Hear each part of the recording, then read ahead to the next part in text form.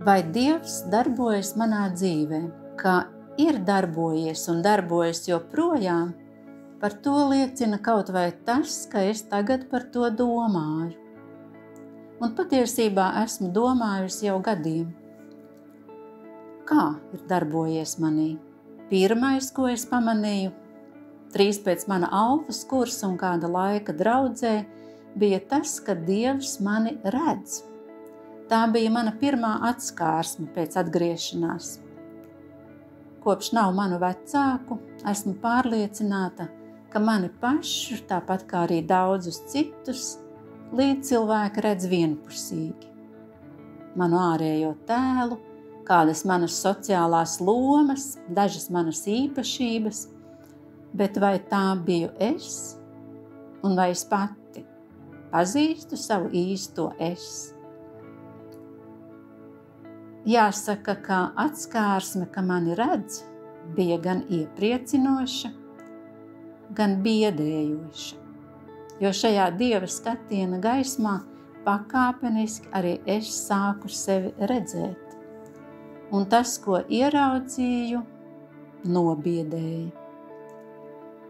Ieraudzīju, cik liels ieplities mans ego, cik esmu paštaisna, cik maz ievēroju, kā jūtas citi cilvēki manā klātbūtnē vai manas rīcības rezultātā.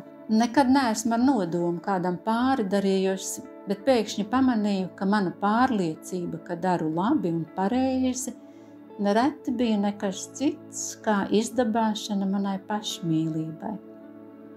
Īpaši nedomājot par citiem. Man vajadzēja, piemēram, lai mani bērni ir nevainojami, jo kā mani bērni var tādi nebūt.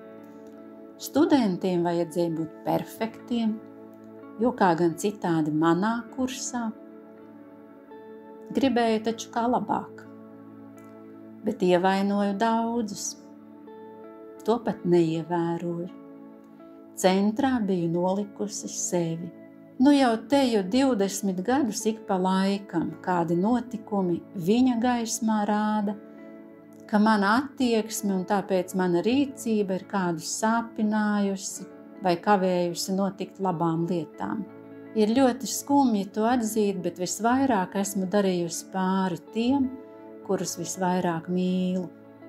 Un tādos brīžos gribu saukt: Dievs, kur tu biji agrāk? Kaut arī šis jautājums būtu jāadresē man pašai. Es tiešām ticu, ka Dieva gaismā ir mans ceļš, mana tapšana par jutīgāku, redzīgāku un tāpēc droši vien labāku cilvēku. Taču Dievs ne tikai izgaismo dvēseli, bet arī to veido. Kā mēdz teikt, par cilvēku nepiedzimst, par to top. Un tā es eju savu tapšanas ceļu, kurš nekad nebeigsies. Tas ir ceļš. Bez Dieva šī ceļa nebūtu. Tagad zinu, ka tas turpināsies līdz zemes dzīves beigām. Jēzus jau nenāca pie cilvēkiem, lai izpildītu viņu vēlmes un kaprīzes, bet lai viņus mainītu. Arī mani. Lai kļūtu par labāku cilvēku, droši vien ne tikai jāierauga sevi, bet arī jāizjūt Dieva žēlastība. Jābūt pārliecībai, ka ir iespēja kādā nozīmē piedzimt no jauna, atkal un atkal. Un vai tad tā nav žēlastība, ka es saredzu, kur biju paklupusi, ka atklāju savas kļūdas? Kļūdu sekas, diemžēl, nevar izdzēst. Bet ar tām var strādāt. Tāds redzīgums dara iekšēji brīvu. Dieva žēlastība ir arī tā, ka viņš vienmēr ir blakus un mēs nekad neesam vieni. 23. psalms nav tikai skaisti vārdi. Viņš atspirdzina manu dvēseli un ved mani pa taisnības ceļiem sava vārda dēļ. Jebšu arī staigāju tumšā ielajā, taču ļaunuma nebīstos, jo tu esi pie manis. Svētības, kuras saņemu, parasti ieraugu no attāluma. Tikai pāris reizes dzīvē esmu tās saņēmusi kā tūlītēju atbildi. Esmu pārliecinājusies, ka visbiežāk Dievs uzklausa lūgšanas un palīdz ar kaut ko tikt galā vai kaut ko paveikt, kad pietrūkst pašas resursu, zināšanu, drosmes vai pašpārliecības vai pārliecības par to, ko daru, kā Pāvila vēstulē korintiešiem. Un viņš ir sacījis: tev pietiek ar manu žēlastību, mans spēks nespēkā varens parādās. Pirmais notikums laikam bija te pirms 20 gadiem, kad vēl tikai gatavojos savai iesvētē. Toreiz strādāju Krievijā par Eiropas padomes ekspertu veselības izglītībā.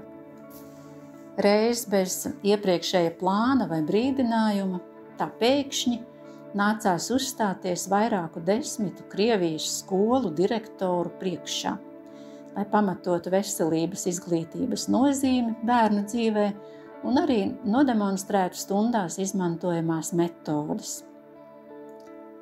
Nekā sagatavota man nebija, ne iepriekš izveidotas prezentācijas, kādu sagatavota raksta vai citu materiālu, tikai mana pārliecība. Toreiz uz ceļiem sirsnīgi lūdzu, atzīstoties Dievam, ka mani resursi ir ļoti nepietiekami, lai šo uzdevumu paveiktu. Rezultāts pārsteidza mani pašu un arī klausītājus, kā vēlāk izrādījās. Bet svarīga bija gūtā atziņa. Dieva žēlastība mūs neatstāja nekad. Katram pārbaudījumam pretim ir žēlastība. Es tiešām ticu, ka Dievam ir plāns katra, arī manā dzīvē. Ja kaut kas labs notiek bez manas lielas piepūles, it kā pats no sevis, esmu pārliecināta, tur Dievs darbojas par labu viņa plānam man. Un tas gan nenozīmē, ka visam jānāk viegli, vai ka tad, kad ir grūti, tad ir nepareizi. Es esmu Dievam pateicīga, ka esmu viņa izraudzīta, ievērota, vadīta un mācīta. Ar šo pārliecību tad arī dzīvoju. Mīļais debesu tēti, Kungs Kristu, mīļotais svētais gars, paldies par žēlastību būt tevis atrastai, paldies par žēlastību būt tevis aicinātai, atpirktai no ļaunā, paldies par svētību būt tevis mīļotajai. Paldies tev, Kungs, par manu svētapšanas ceļu. Paldies, ka esi mans uzticamais palīgs, mans skolotājs, sargs un ceļa biedrs. Svētais gars, paldies, ka mani sagaidi, mostoties jaunajā dienā, ka palīdzi tai izdzīvot cauri tavā klātbūtnē. Un paldies par svētību vakarā aizmigt tevis pasargātai. Paldies, ka esi pacietīgs ar mani tur, kur vēl nespēju tev padoties un kļūdos savās izvēlēs. Svētais gars lūdzu svētī, sadzirdēt tavu balsi starp daudzām citām, Kungs. Svētī ieraudzīt tavu ceļu manā priekšā un dod drosmi tev uzticēties un sekot it visā. Lai nāk tava valstība manā un to mīļoto dzīvēs, kuri manā sirdī, Kungs, par kuriem lūdzos. Svētī debesu Tēvs, katru vienu, kuru šajā dienā satieku, Kungs. Svētī, Kungs, ka tava mīlestība var izlīt pār cilvēkiem, Kungs, ar svētības un pateicības vārdiem. Mūsu Tēvs debesīs, svētīts lai top tavs vārds, lai nāk tava valstība, tavs prāts, lai notiek kā debesīs, tā arī virs zemes. Mūsu dienascho maizi dod mums šodien un piedod mums mūsu parādus, kā arī mēs piedodam saviem parādniekiem. Un neieved mūsu kārdināšanā, bet atpestī mūs no ļaunā, jo tev pieder valstība, spēks un gods mūžīgi mūžos. Āmen. Lai mūs svētī un pasargā visuvarenais Dievs Tēvs un Dēls un Svētais Gars. Āmen.